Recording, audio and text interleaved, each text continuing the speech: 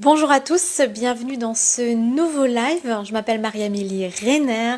Je vous accompagne dans vos problèmes de couple, notamment si aujourd'hui votre partenaire n'a plus de sentiments pour vous, si vous vivez une séparation ou si vous vivez encore ensemble mais qu'il n'y a plus les sentiments, qu'il n'y a plus la connexion, qu'il n'y a plus la communication, eh bien je vous aide dans toutes ces thématiques pour justement retrouver une relation épanouie et sortir notamment de la dépendance affective, de tout ce qui vous empêche aujourd'hui d'avoir le couple que vous désirez. Aujourd'hui, le thème que je souhaitais aborder avec vous, c'est quelles sont les 3 clés qui vont vous permettre de désamorcer un conflit. Et par rapport à ce sujet-là, souvent on se dit qu'il faut des techniques incroyables parce que aujourd'hui je n'y arrive pas. Aujourd'hui quand je m'exprime ça se passe pas bien. Aujourd'hui quand on va se dire les choses on se comprend pas. Et donc on est souvent face à un mur. On est souvent face à des incompréhensions, des quiproquos. On va interpréter, surinterpréter. Ça va, voilà, on va monter en termes de surenchère. Et souvent dans les conflits, ce qui se joue, c'est pas nous, hein, c'est notre ego, c'est notre fierté. Et en fait, c'est clairement la fierté ou l'ego de chacun qui va vouloir avoir le dernier mot. Et donc c'est là où ça engendre des conflits, ça engendre la distance et ça peut aller jusqu'à l'incompréhension, la séparation. Aujourd'hui, j'ai envie de vous donner 3 axes qui, pour moi, sont à l'origine des conflits, qui, je le vois régulièrement, vous empêchent d'avoir un dialogue constructif, un dialogue profond, et vous empêchent de sortir de ce cercle vicieux. Donc déjà, la première clé, c'est arriver à sortir du triangle de Karpman. Pour ceux qui ne savent pas ce que c'est que le triangle de Karpman, c'est en gros, euh, vous allez à tour de rôle prendre une position. La position soit de sauveur, la position soit de victime ou la position de bourreau. Et quand nos égos parlent, eh bien, on va petit à petit, en fonction du discours, des circonstances de notre échange, prendre ces différents rôles. Et je vais vous donner un exemple. Par exemple, vous souhaitez discuter avec votre partenaire. Et là, du coup, quand vous êtes amené à aller vers l'autre pour lui demander de discuter, l'autre vous répond que non. Sauf que ça ne vous convient pas, donc ce que vous allez faire, vous allez insister. Sauf que l'autre va se sentir agressé et va vous dire là tu insistes et je me sens manipulée, je me sens contrôlée, je me sens vraiment pas libre.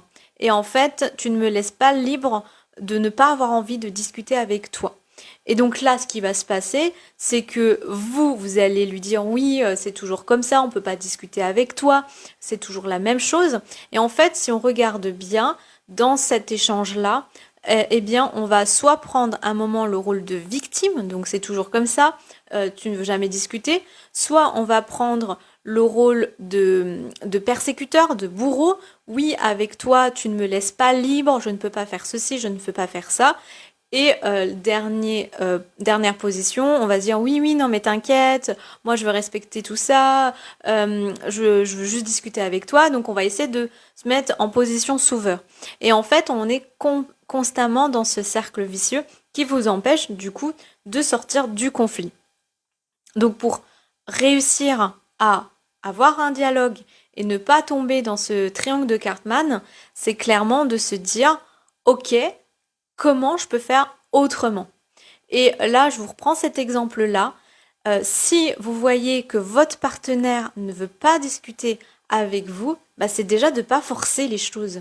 C'est de dire, ok, j'entends ce que tu me dis, et là, on va aller sur autre chose. On va aller sur à quel moment es-tu d'accord qu'on puisse discuter ensemble. Et si votre partenaire vous dit, je sais pas, je verrai, je te redirai, parce que vous sentez que votre partenaire n'a pas envie, et peut-être même à juste titre, parce que c'est des sujets qui sont sensibles, c'est des sujets où c'est pas agréable en fait. Et ça, c'est le deuxième point aussi hein, qui peut vous aider à sortir du conflit, c'est rendre effectivement l'échange beaucoup moins beaucoup moins de contraintes, où il y a plus de légèreté dans votre conversation. Sauf que si on a une conversation qui est hyper lourde, où on sait que mutuellement on va se lancer des choses, on va se reprocher des choses, bien du coup l'autre n'a pas forcément envie et vous êtes exaspéré parce que vous n'avez pas non plus cette discussion qui vous aiderait à avancer. Et en fait la clé c'est que à ce moment-là, quand vous allez discuter avec l'autre, c'est tout de suite pour l'autre quelque chose de contraignant. Donc c'est comment vous pouvez amener cette discussion à ce qu'elle soit beaucoup moins contraignante pour vous, contraignante pour l'autre et du coup pour vous aussi. Et là, ça peut être de changer l'optique de la discussion, de mettre en place d'autres techniques.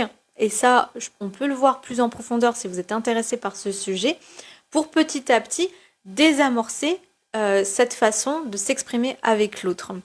Donc, ce que je vous disais, sortir du triangle de Karpman.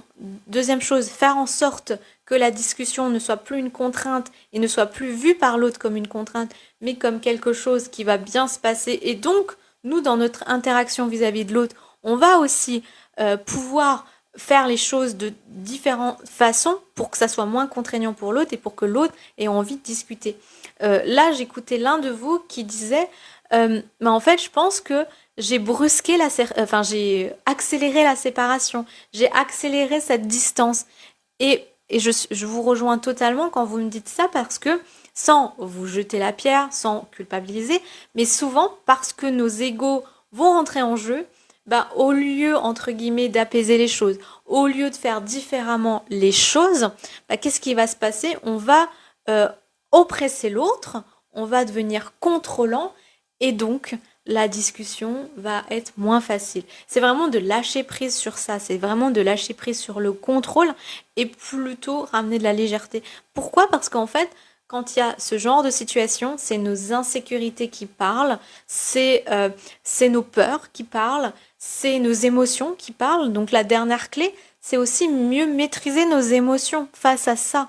Si vous maîtrisez mieux vos émotions, vous allez aussi échanger plus facilement. Si en face, l'autre vous voit bien dans vos bottes, assuré que vous savez où vous allez, vous avez cette confiance, vous avez cette estime de vous, la discussion va pouvoir aussi plus facilement se faire. Parce que justement, vous n'êtes pas dans la même optique. Donc en fait, bien sûr qu'il y aurait 1000 expressions que je pourrais vous donner, et ça, je le fais quand c'est au cas par le cas. Mais le plus important, pour moi, pour désamorcer un conflit, c'est déjà comment on voit ce conflit. Qu'est-ce qui fait que l'autre n'a pas forcément envie de dialoguer? Qu'est-ce qui fait que l'autre va fuir la discussion ou va rentrer encore de façon plus virulent et ne va pas vous écouter au final? Parce que je comprends totalement qu'on ait besoin l'un et l'autre de discuter, qu'on ait besoin d'avancer et de se parler, mais l'autre est peut-être sur ses gardes parce que en face, il sent que le sujet est problématique, que ça va être compliqué, que ses intérêts propres, quand je parle de ses intérêts, c'est l'intérêt de liberté, tout ça ne sera pas entendu. Et donc, en fait, ça va tout de suite fermer la porte. Alors que si on est dans une discussion du style « je comprends tes choix, mais est-ce qu'on peut trouver une autre façon de faire qui nous aide à tous les deux ?» On est aussi dans une autre optique. Après, je sais que vous pouvez être avec des partenaires qui sont fermés à tout ça et que vous avez peut-être essayé par toutes les solutions d'amener la discussion sans que ça parte en conflit. Là, si vous sentez que votre partenaire monte en puissance, c'est de vraiment arrêter la discussion et de lui dire simplement, là maintenant, je sens que c'est pas le bon moment et qu'on va trouver un autre moment pour pouvoir se parler, pour pouvoir rééchanger. Voilà, n'attendez pas en fait qu'à chaque fois ça saute au-dessus, enfin que ça déborde et puis là c'est clair que c'est plus compliqué. Mais c'est vraiment d'avoir vous l'alerte et de vous dire ok là on est en train de franchir une barrière et de vraiment définir quelle est la barrière que je suis en train de franchir. Si je suis en train de la franchir, bah je prends sur moi et j'amène l'autre aussi à ce qu'on arrête la discussion. Et si l'autre ne veut pas, là, c'est encore autre chose. C'est du coup de bien lui montrer que là, maintenant, on préfère arrêter parce que on va tous les deux se faire du mal et que votre but, c'est pas qu'on se fasse du mal, mais que on trouve quelque chose qui nous aille et que le moment là maintenant n'est pas le plus approprié.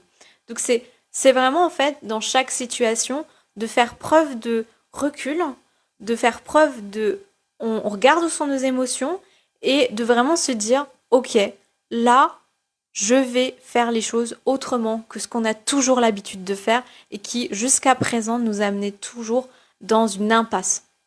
Donc, pour résumer, si aujourd'hui vous souhaitez désamorcer un conflit, c'est déjà de sortir du triangle de Karpman, ça c'est la première chose. D'autre part, ça va être de lâcher le contrôle, de lâcher effectivement le côté je veux avoir le dernier mot, je veux être entendu, je veux être compris par l'autre, je veux qu'on avance, mais plutôt d'être dans cette dynamique de on va essayer de se comprendre mutuellement nos besoins. Et la troisième chose, si l'autre n'est pas réceptif, c'est vraiment de ne pas dépasser la limite de où ça peut aller au clash, de trouver d'autres moyens. Et là, je ne les ai pas développés, mais si vous voulez vraiment aller plus en profondeur sur ce sujet, n'hésitez pas à me contacter. Là, je vous donnerai d'autres façons de faire qui va vous aider aussi dans votre situation parce que chaque situation est bien différente et chaque histoire est différente. Et en fonction de ça, il est aussi nécessaire de comprendre. Pourquoi je vous dis chaque histoire est différente? Parce qu'il y en a, vous avez peut-être un conjoint qui a des traumatismes, vous avez peut-être un conjoint qui a subi quelque chose de difficile, et puis vous aussi, hein, vous avez peut-être aussi subi des choses, vous vivez peut-être des choses difficiles, et donc, dans la discussion, dans les conflits, il y a tout ça qui ressurgit. Donc il faut déjà avoir une bonne analyse de ce que chacun d'entre vous vivez, et puis ensuite, avoir les clés dans votre situation pour pouvoir désamorcer encore mieux le conflit. Mais de manière générale, on va faire attention à nos émotions, on va faire attention à ne plus être dans le contrôle et on va faire aussi attention à bien repérer les limites qu'on franchit pour pas les dépasser à chaque fois. Si vous voulez, ce que je trouve dommage, c'est que on va dépasser tellement de fois des limites et qu'à un moment, il y a un peu un non-retour. Et en fait, c'est en amont de ne pas dépasser ses limites. Et petit à petit, quand on a pris conscience qu'il y a certaines limites qu'il ne faut pas qu'on dépasse, si on arrive à le faire régulièrement, petit à petit, vous allez voir, la discussion, elle sera aussi différente. Si vous avez des questions par rapport à tout ce que je viens de vous dire, n'hésitez pas. Vous avez encore accès au calendrier de l'Avent. Si vous n'êtes pas encore inscrit, hein, vous êtes super nombreux à vous être inscrits. Il y aura un tirage au sort à la fin de ce calendrier de l'Avent, un truc, il y aura l'un d'entre vous qui sera tiré au sort et vous allez bénéficier d'un cadeau exceptionnel. Donc vous pouvez encore intégrer ce calendrier de l'Avent et pouvoir bénéficier de ce tirage au sort. Je vous souhaite une belle journée et j'ai oublié de vous dire, si vous voulez accéder au lien, soit vous descendez plus bas sur ce groupe, vous aurez le lien, soit vous me le redemandez par message, je vous le redonnerai. Je vous souhaite à toutes et à tous une belle journée. On se retrouve la semaine prochaine pour un nouveau live.